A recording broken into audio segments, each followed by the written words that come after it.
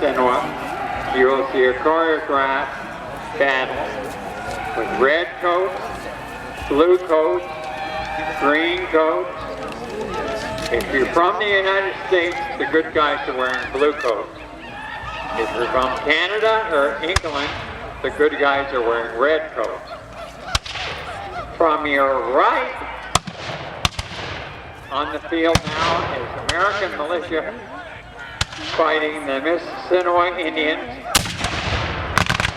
And they're commanded by a British engineering officer. The cannons to your left are British artillery. Cannons on your right is American artillery.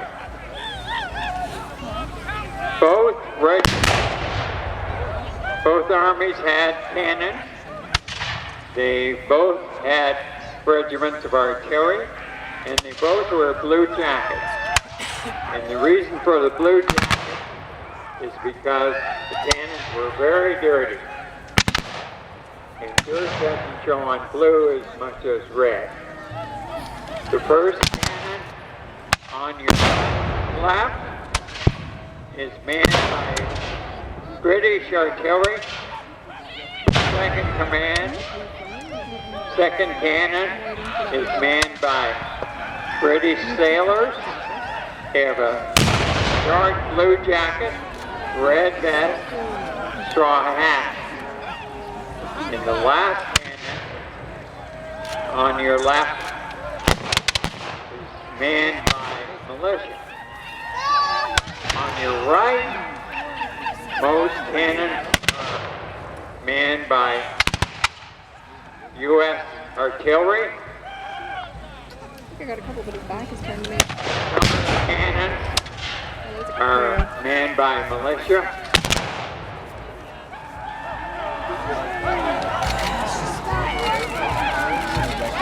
And the horses we use as tanks are today. They got on the field quick, they delivered gunfire, and they got off the field quick.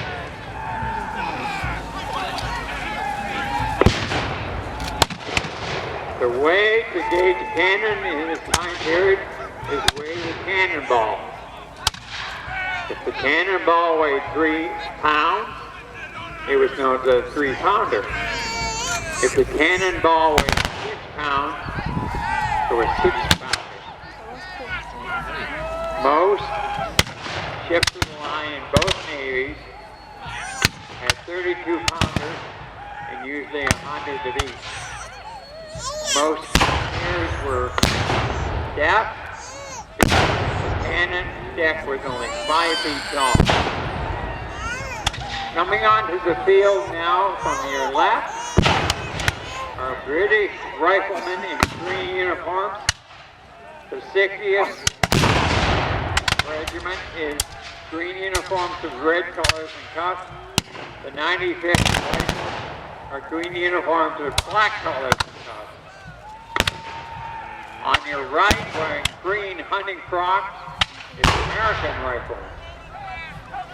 The officer is wearing green uniform of the late war period.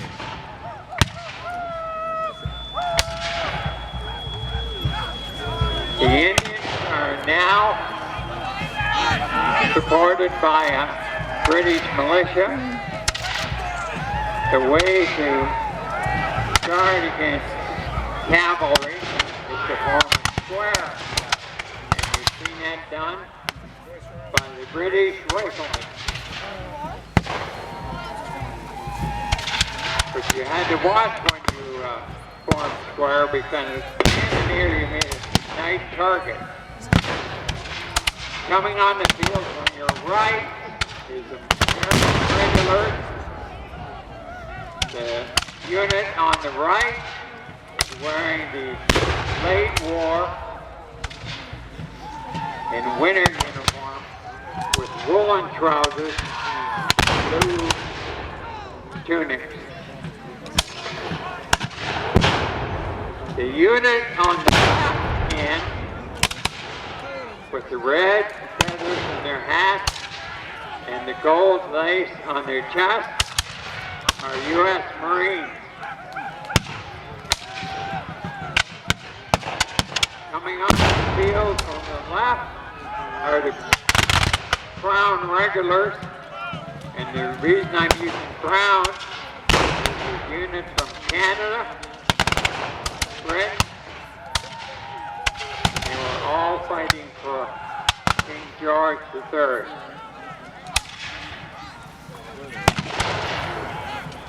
They are commanded by a grenadier officer, and the reason I can tell is he's wearing a bear skin cap like the regiments to protect Buckingham Palace do today.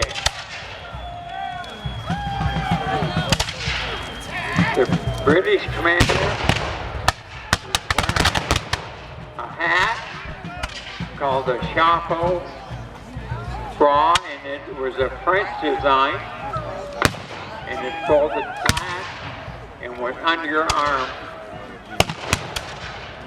for carrying.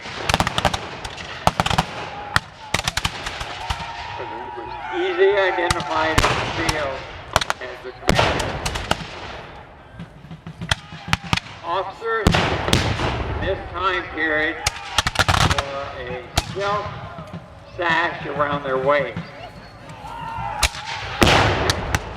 Sergeants would wear a woolen sash around their waist. It was key that on the field you had to stand. The sash could also be unrolled and used as an ambulance gurney to take them off the field.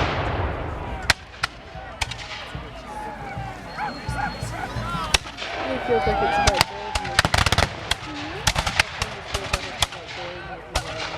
The American Army used a musket of French design called a Charleville. The Crown forces used one called a Brown Bat. And the reason it was called a Brown Bat is because it rusted very easily. The Crown riflemen used a musket called a Baker rifle. And there was an experiment at this. The U.S. used a Harper Curley's rifle. And they were also an experiment. You could load and fire a musket about 3 times a minute, but a rifle took you longer to load and fire. So therefore, the Army didn't like rifles as well.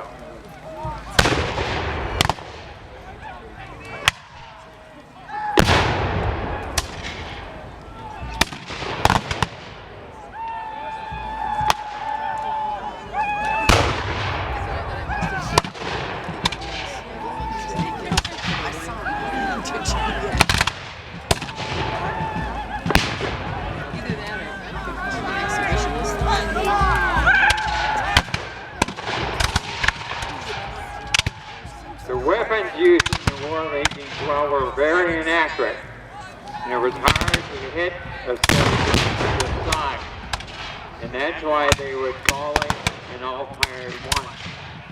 Shoulder to shoulder, the musket would send a wall of lead towards the enemy.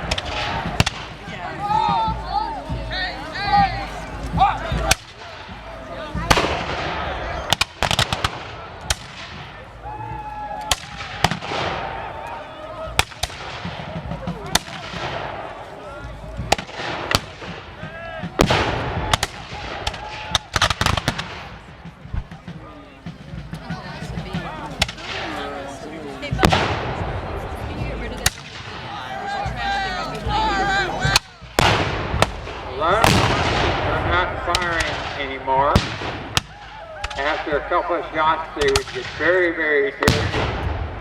And using black powder, they'd get all caked up. And it was hard, and you would get a spark. Yeah. I think he's turned around.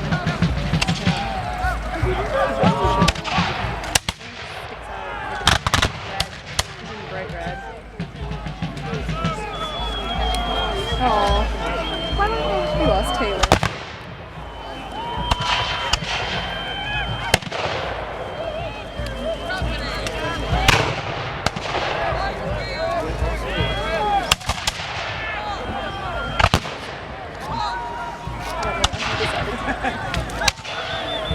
Tired?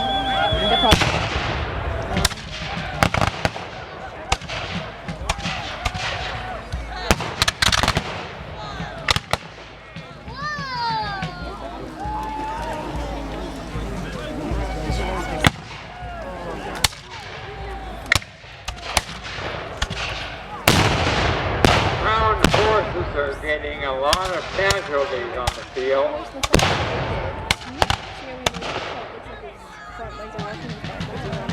Oh yeah. He's a gaited horse and see the rider doesn't move. The riflemen now pushing back,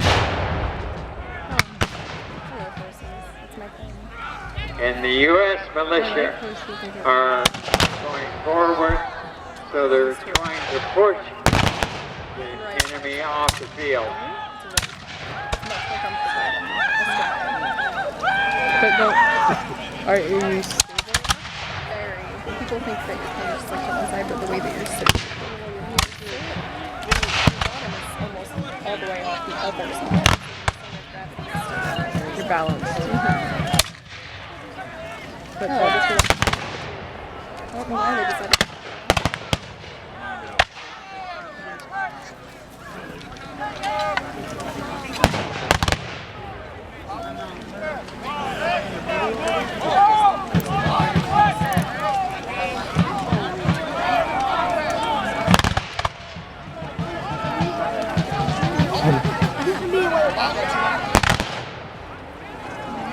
How the cannon's running.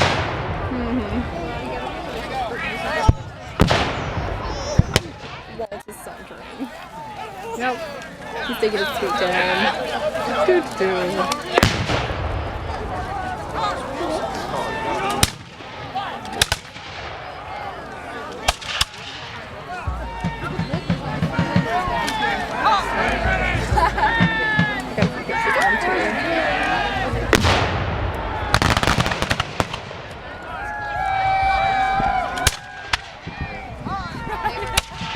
Did I miss Chris dying?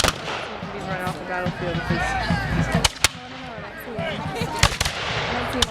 The American Army is now fixing bayonets.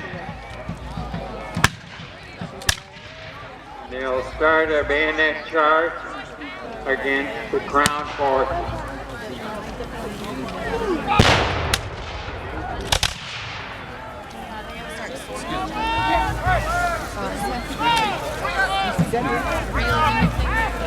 Contrary to Hollywood, in the bayonet charge there was never any running.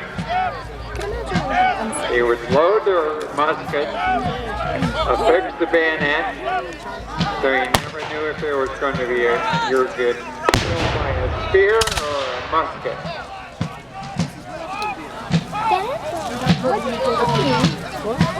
Oh, yes, no, Mrs. Roberts. I was told to come and get the image for you.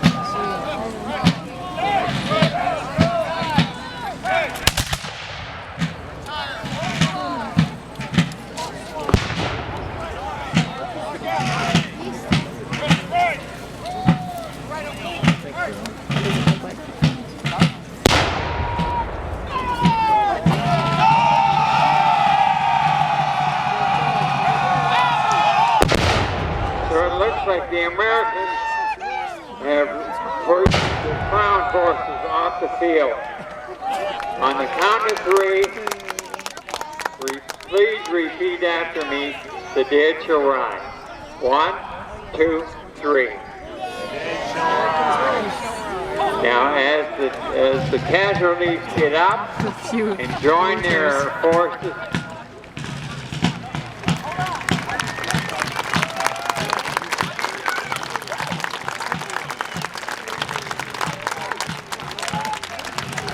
Are you done practicing? Give them a real hand now. Those uniforms are made out of wool, and today it's hot.